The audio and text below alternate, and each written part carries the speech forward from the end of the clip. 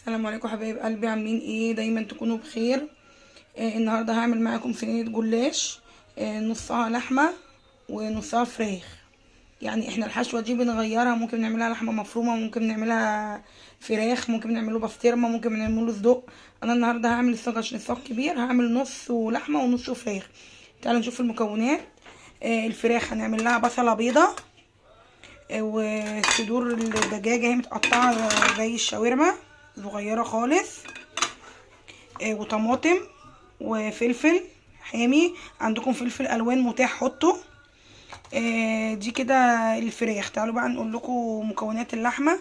بصله حمراء للحمه، ولحمه مفرومه، وبرده طماطم وفلفل، والبهار هنا.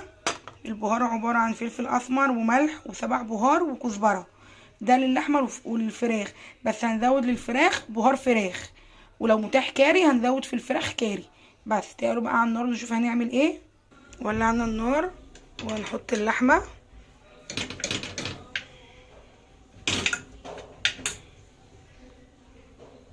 نحط اللحمه.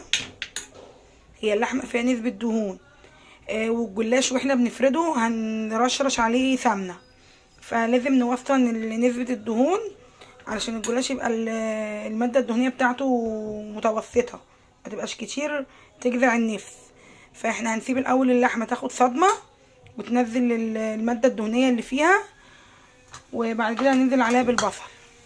يعني احتاجت ماده دهنيه تاني ممكن ازود لها نص معلقه سمنه، مش عايزه خلاص مش هزود لها.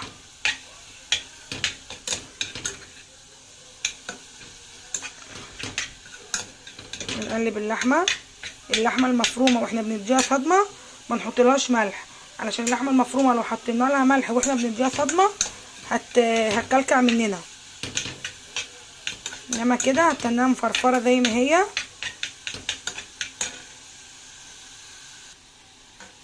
بصوا اللحمه بدات لونها يغير ومش متماسكه مع بعضها، هي مفرفره والماده الدهنيه اللي فيها مناسبه، مش هزود لها ماده دهنيه. هننزل بقى بالبصل.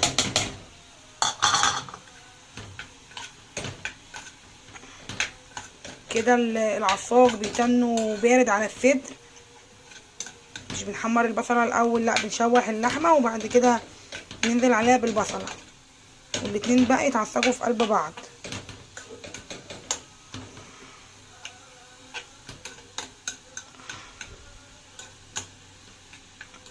هي اللحمه المفرومه لما بنجيبها من عند الجزار، هو الجزار بيفرم عليها نسبه دهون، فهي اللحمه المفرومه اصلا بيبقى عليها نسبه دهون. هنحط البهار، فلفل اسمر وملح وكزبره وسبع بهار، ده للحمه.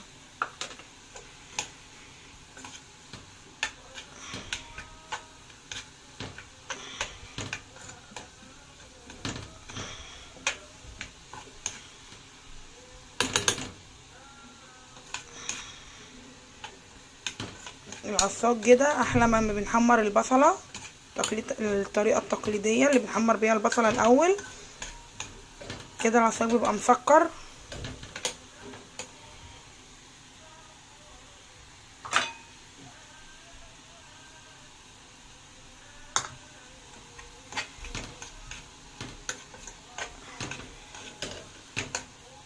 طماطمايه وقطعه فلفل حامي لو انتوا بتفضلوا الحامي، مش بتفضلوا الحامي حطوا رومي، ولو متاح عندكم الوان حطوا الوان، بتفضلوا الحامي حطوا حامي برغبتكم يعني.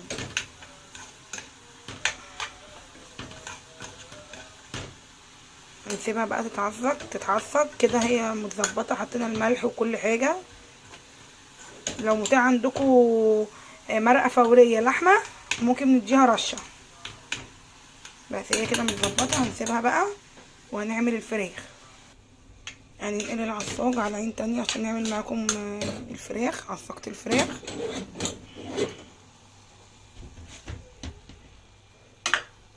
هنحط الطاسه فيها بصله بيضه وننزل عليها بمعلقه سمنه عشان الفراخ الصدور مش دافيه.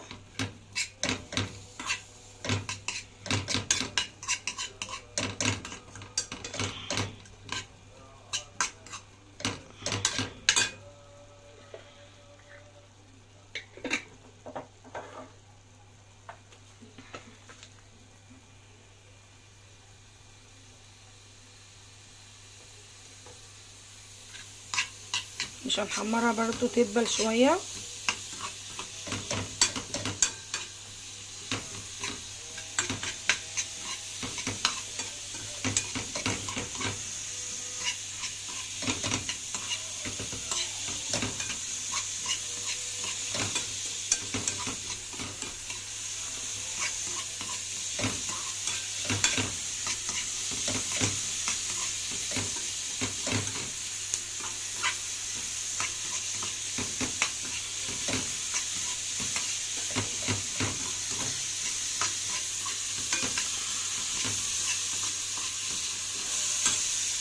اللحمه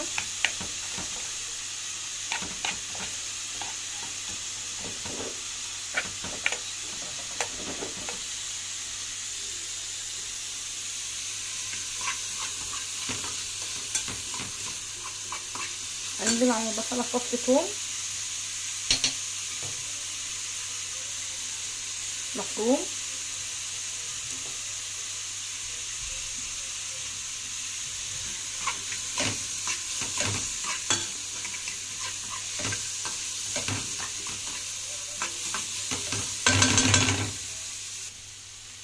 هننزل بقطع الدجاج،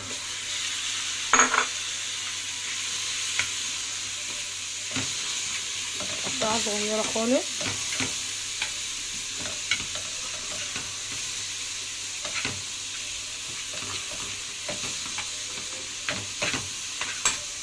ننزل بالبهار، ملح وفلفل اسمر وكزبره وسبع بهار وبهار فراخ، متاح ماجي حطوا ماجي.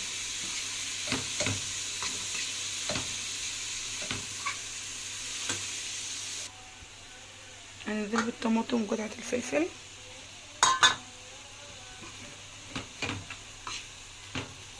نقلبها ومظبطين البهار بتاعها،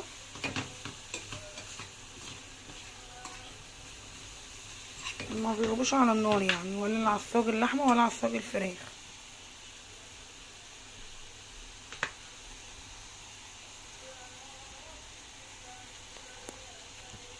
كده العصاج استوى، عصاج اللحمه استوى، وهنا عصاج الفراخ استوى زي ما انتوا شايفينه، وهنا الصاج ده دهنته سمنه كله زي ما انتوا شايفين، وهنا دي سمنه على لبن، وهنا الجلاش مقطعاه، مسكت الجلاش كله قطعته، هعمله متقطع مش هعمله سليم زي ما انتوا شايفين كده. هنحط الطبقه تحت يكون خفيف ده، هنداري الصاج كله عشان نخلي حاجه عريانه من الصاج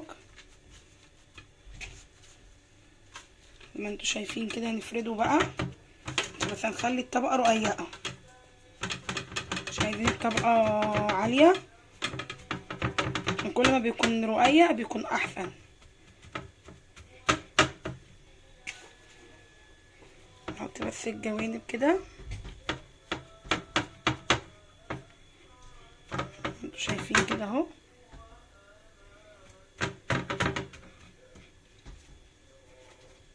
ما نخليش فراغات من الصاج تبان.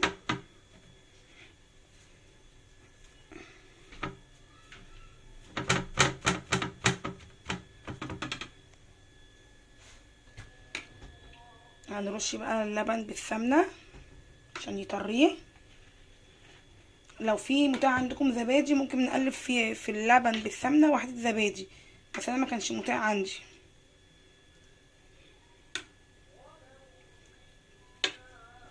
شايفين نفقفق كده كله عشان كله يشرب من السمنه واللبن عشان يطلع طري معانا، يطلع معانا زي الفطير زي ما انتوا شايفين اهو. هنحط العصاج، انا هعمله زي ما قلت لكم نص لحمه ونص فراخ. هنفرد معاكم اللحمه، حاولوا الجوانب ما تجيبوش في الطروف ما تجيبوش فيها اللحمه، ما تجيبوش فيها حشو عشان ما يتحرقش.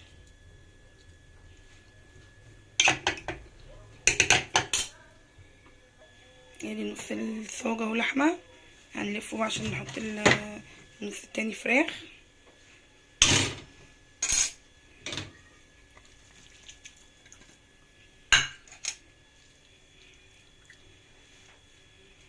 عشان الصاج كبير وفي جزء بياكل باللحمه وفي جزء بياكل بالفراخ، فبدل ما نعملهم اتنين قلت اعمله واحد نص ونص. انتوا شايفين اهو، شايفين يا حبايبي الصاج، شايفين اهو. هنغطيه الطبقه التانية.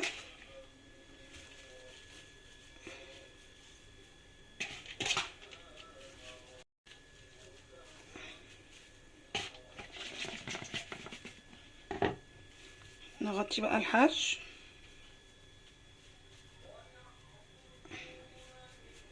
ونجبسه جامد.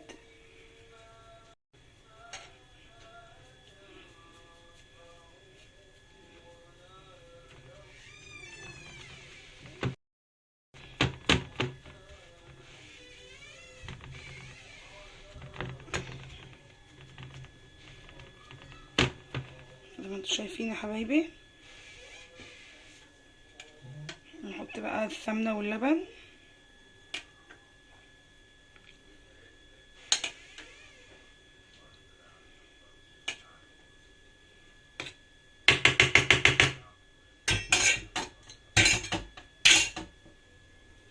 اهو الصاج كده يا حبايبي قلبي جاهز. هنديله رشه فلفل اسمر من فوق.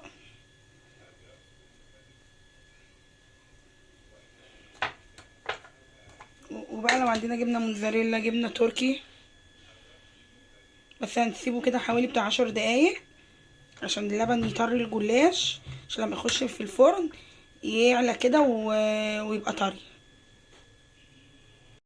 اهو يا حبايبي شايفين الجلاش طرى خالص، اللبن طراه. انتوا بعد ما تحطوا الخليط ولو لقيتوه لسه ناشف محتاج حبه لبن، ممكن تسقسقوا له حبه لبن. بصوا بقى طري ازاي خالص كده. بقى ندخله الفرن، هندخله الفرن. طبعا الفرن احنا مولعينه سخن، انتوا شايفين، على اول رف. نحطه على اول رف وهنتابعه بقى يا حبايبي. كده الصينيه اهي كده استوت من تحت ونشفت اهي. هنحط عليها الجبنات. انا برش عليها الجبنات.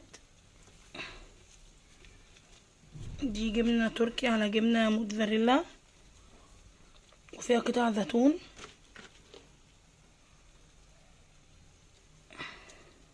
هنسيبها كده على تحت شويه وبعد كده نولع عليها الشوايه. الجبن بس تسيح. هي كده استوت. جربوها، احلى من الفطيره الشرقي كمان، وسهله وسريعه اللي مش بيعرف يعجن فطير. يا حبايبي هنرفعها شويه كده بتاع كام دقيقه ونولع عليها الشوايه. اهو حبايب قلبي شايفين الصاج طالع من الفرن. هو معلش بس الكهرباء قطعت عندي فالاضاءه مش كويسه، بس هو والله يعني شكله احلى من اللي في الصوره والله. هنقطعه بس يهدى شويه عشان لسه طالع من الفرن، ولما هقطعه هوريهولكم. انتوا شايفين الصاج زي ما انتوا شايفين اهو يا حبايب قلبي. يا ريت يا حبايب قلبي تتابعوا القناه، واللي ما اشتركش في القناه يشترك ويفعل زر الجرس عشان يوصلكم كل جديد. ويا ريت يا حبايب قلبي تشاهدوا الفيديو للاخر عشان تستفادوا، واشوفكم على خير ان شاء الله. هنقطعه بقى وهوريهولكم بعد ما يتقطع. قلبي لما قطعته مفيش حاجه لازقه في الصاج، واللحمه هنا والفراخ اهو زي ما انتوا شايفين. الطبق اهو عامل زي الفطير، جميل جدا. يا ريت يا حبايب قلبي تجربوه وتقولوا لي رايكم في التعليقات علشان يوصلكم كل جديد، ودعموني واشتركوا في القناه. واشوفكم على خير يا حبايب قلبي في فيديو قادم ان شاء الله، والسلام عليكم ورحمة الله وبركاته.